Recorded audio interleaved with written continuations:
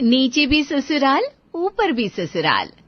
पति पत्नी के रिश्ते में छोटी मोटी नोक-झोंक तो चलती रहती है, लेकिन मिस्टर और मिसेस शर्मा में पिछले 15 साल पहले ऐसी एक छोटी सी बात पर नोक-झोंक हुई और छोटी सी बात बढ़ते बढ़ते इतनी बढ़ गई कि दोनों ने साथ में रहने का फैसला ही छोड़ दिया। मेरी जूती रहे आपके साथ, हर बात पर बस मुझ पर चिल्लाते रहते हो, नहीं रहना मुझे आपके साथ। अरे तो मैं कौन सा तुम्हारे साथ रहने के लिए मरा जा रहा हूँ? रहो अकेले अपने इस घर में। मैं तो बाहर जाकर किराए पर भी रह लूंगा, लेकिन मजाल है जो तुम्हारे पास वापस आ जाओ। दिन भर काऊ काऊ काऊ करके मेरे सर में दर्द करके रख देती हो। इसी तरह इस सबको 15 साल बीत गए और इन 15 सालों में उन दोनों ने कभी एक दूसरे से बात नहीं की। जब दोनों बेटों की शादी हुई तो शर्मा जी ने घर के ऊपर एक फ्लोर बना दिया। अब नीचे रहती बबली जी अपनी बड़ी बहू और बेटे के साथ और ससुर जी रहते ऊपर छोटे बेटे और बहू के साथ। लेकिन उन दोनों में है 36 का आंकड़ा। अब उनका ये 36 का आंकड़ा उनके बहू बेटों पर कैसे भारी पड़ता है, चलिए देखते हैं। बहू, जरा मेरे लिए एक कप चाय तो लेकर आना। बस अभी लेकर आई माँ जी। नीता अपनी सास को गर्मा गर्म चाय लाकर देती है। तभी बाहर से सब्जी वाले की आवाज आती है, सब्जी ले लो, सब्जी, ताजा ताजा सब्जी, आ जाओ रे आ जाओ, ले लो सब्जी। अरे वाह, चलो अच्छा है सब्जी वाला आ गया। सब्जी खत्म भी हो गई थी, ये नहीं आता तो सब्जी लाने मार्केट जाना पड़ता। अच्छा सुन बहू, सब्जी वाले से बैंगन ले लियो, कई दिनों से मेरा बैंगन भरता खाने का बहुत मन कर रहा है। ठीक है माँ जी। नीता बाहर सब्जी खरीदने जाती है और ऊपर से उसकी देवरानी शालू भी सब्जी खरीदने के लिए आती है। भैया मुझे 2 किलो आलू, आधा किलो शिमला मिर्च, गाजर, मशरूम और बीन्स भी दे दो। अरे वाह शालू, लगता है आज घर पर मिक्स वेज बनाने का प्लान है। हाँ दीदी, पापा जी कई दिन से बोल रहे हैं कि मेरा मिक्स वेज खाने का मन कर रहा है, लेकिन किसी दिन घर में कोई सब्जी नहीं होती तो किसी दिन कोई नहीं होती, तो इसीलिए आज सारी सब्जी ले रही हूँ। चलो अच्छा है। मम्मी जी का भी ना बैंगन भरता खाने का मन है तो उनके लिए बैंगन ले रही हूँ। भैया ये 2 मोटे मोटे बैंगन चढ़ा देना। अब लड़ाई तो सास ससुर के बीच में थी ना, लेकिन उन्हें ये भी बर्दाश्त नहीं था कि उनके बहू बेटे भी आपस में बात करें। बबली घर से बाहर निकली और ऊपर बालकनी से ससुर जी ने दोनों बहुओं को आपस में बात करते हुए देख लिया। अब वो दोनों जैसे ही घर आई, उनकी तो जैसे शामत ही आ गई। बात हंस कर बात की जा रही थी उस शालू से। हैं? तुझे पता है ना वो उस ऊपर वाले की बहू है। हैं? ऊपर वाले की? भगवान की बहू? अरे भगवान की बहू नहीं बेवकूफ, वो जो ऊपर खड़ूस रहता है उसकी बहू है वो। और जब हमारी उससे कोई बातचीत नहीं है तो तू उसकी बहू से क्यों बात कर रही थी? है? मैं तुझे अपनी आज्ञाकारी बहू समझती थी, लेकिन अरे मम्मी जी, वो तो बस हम दोनों सब्जी खरीद रहे थे ना, तो थोड़ी बहुत बातचीत हो गई। बहू तो मैं आपकी हूँ ना और आज्ञाकारी भी हूँ, आप ऐसे नाराज मत हो। इस बात पर बबली मुंह फुलाकर बैठ जाती है और वहाँ राजेश भी अपनी छोटी बहू शालू से मुंह फुलाकर बैठ जाता है।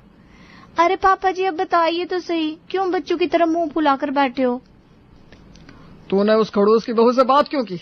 जब वो घमंडी औरत कभी मुझसे बात नहीं करती तो तूने उसकी बहू से बात क्यों की? अरे पापा जी, ये क्या आप भी ना छोटी सी बात पर गुस्सा हो रहे हो? तुम्हारे लिए ये बात छोटी होगी बहू, लेकिन मेरे लिए नहीं है। तुम मेरी बहू हो और मेरी बहू होकर तुम मेरे दुश्मन के घर वालों से कैसे बात कर सकती हो? मुझे ये खाना नहीं खाना है, ले जाओ इसे। अरे पापा जी अच्छा ठीक है, मैं आपसे ना उनसे बात नहीं करूंगी, अब तो आप खाना खा लीजिए प्लीज। ठीक है, इस बार मान लेता हूँ तेरी बात, लेकिन अगली बार ऐसा हुआ ना तो माफ नहीं करूंगा। अब ये देख, इतना तो आप समझ गए होंगे कि वो अपनी दुश्मनी के चक्कर में अपने बच्चों का भी हाल कैसा रखते हैं। कुछ दिन बाद, वाह क्या खुशबू आ रही है खीर से, आज तो पापा जी को खीर खाकर मजा ही आ जाएगा। वैसे खीर तो मम्मी को भी बहुत पसंद है। अगर मम्मी पापा का ये महायुद्ध ना चल रहा होता ना तो पूरा परिवार बैठकर एक साथ खाना खाता। मम्मी भी तुम्हारे हाथ की खीर खा पाती। अरे कोई बात नहीं ना, अगर हम सब एक साथ बैठकर खाना नहीं खा सकते तो क्या हुआ, मैं मम्मी जी को अपने हाथ की खीर तो खिला ही सकती हूँ। वो कैसे? अगर तुम उनके पास खीर लेकर जाओगी तो भी वो नहीं खाएंगी और पापा जी को पता लग गया फिर तो तुम जानती हो घर में एक और संग्राम छिड़ जाएगा।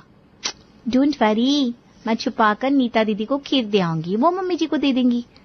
अब शालू तो ये सोचकर बड़ी खुश थी कि आज इसी बहाने उसकी सासू माँ उसके हाथ की खीर खा लेंगी, लेकिन ससुर जी थे बड़े चालाक। रसोई के दरवाजे के पीछे छिपकर उन दोनों की सारी बातें उन्होंने सुन ली थी। शर्म नहीं आती तुम दोनों को?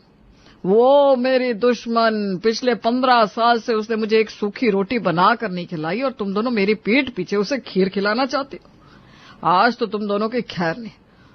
दोनों हाथ ऊपर करके खड़े हो जाओ। हैं? हाँ, क्या है? तुम्हें क्या लगता है तुम मेरी बहू हो तो मैं तुम्हें सजा नहीं दूंगा? चलो दोनों के दोनों हाथ ऊपर करके खड़े हो जाओ, और अगर दोनों में से किसी एक ने भी हाथ नीचे किया ना तो देख लेना, डंडे से पिटाई करूंगा। इस बात पर राजेश दी ने उन दोनों का हाथ ऊपर करके खड़ा होने की पनिशमेंट दे दी, जैसे कोई टीचर बच्चों को पनिशमेंट देता है ना। तभी शालू सचिन से कहती है, मुझे तो लगता है पापा जी की इन्हीं हरकतों की वजह से मम्मी जी इनके साथ नहीं रहती। अरे अपने बहू बेटी को कौन ऐसे हाथ ऊपर करके खड़ा रखता है? ये भगवान, इन दोनों का कल्याण करो। इधर बबली जी और राजेश जी का एक कारनामा खत्म नहीं होता कि दूसरा शुरू हो जाता है। 2-3 दिन बाद दोनों भाई अपने ऑफिस जाने के लिए निकले थे और अपनी अपनी गाड़ी पार्किंग से निकाल रहे थे। तभी अरे यार, इस गाड़ी को भी अभी खराब होना था क्या?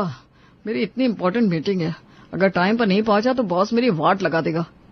अरे भैया क्या हुआ, गाड़ी स्टार्ट नहीं हो रही है क्या? अरे नहीं ना यार, मुझे पहले ही ऑफिस जाने के लिए देर हो रही है और अब ये खराब हो गई। मैकेनिक को बुलाऊंगा तो भी 1 घंटा खराब हो जाएगा। कोई बात नहीं भैया, आप मेरे साथ आ जाओ, मैं आपको ड्रॉप कर दूंगा।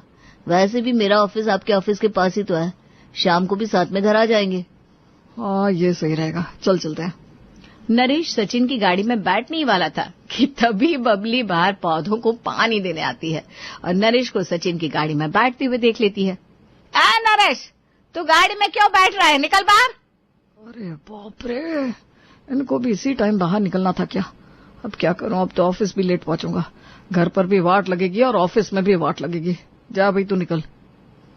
अरे तू अभी तक वहीं पर खड़ा है, तुझे बोला ना यहाँ आ रहा हूं माँ। नरेश डरते हुए घर में जाता है तो उसकी माँ उसे तिरछी नजर से देख रही थी। अरे माँ आप कुछ बोलो, इससे पहले मैं खुद ही बता देता हूँ। मेरी गाड़ी खराब हो गई थी और मुझे ऑफिस जल्दी पहुंचना था, इसलिए बस मैं सचिन के साथ जा रहा हूँ। अरे गाड़ी खराब हो गई थी तो ऑटो में चला जाता, तुझे पता है ना उसे गाड़ी हमारे दुश्मन ने दिलाई है। हमारे दुश्मन के पैसों की गाड़ी में बैठेगा क्या तू? पूरे 1 हफ्ते तक मैं तुझसे बात नहीं करूंगी, जा। अरे माँ, ये तुम कैसी कैसी बातें कर रही हो? माना कि आपकी और पापा की लड़ाई है, लेकिन हम दोनों भाइयों में तो कोई लड़ाई नहीं है ना। हम दोनों आपस में बात क्यों नहीं कर सकते? वाह बेटा वाह, जिस माँ ने तुझे 9-9 महीने अपनी कोख में रखा, पाल पोस कर इतना बड़ा किया और उसे भी बड़ा किया, लेकिन उसने क्या किया?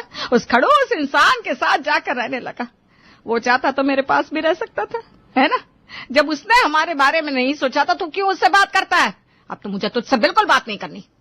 अपनी माँ की ये बात सुनकर नरेश अपना सर पकड़ लेता है।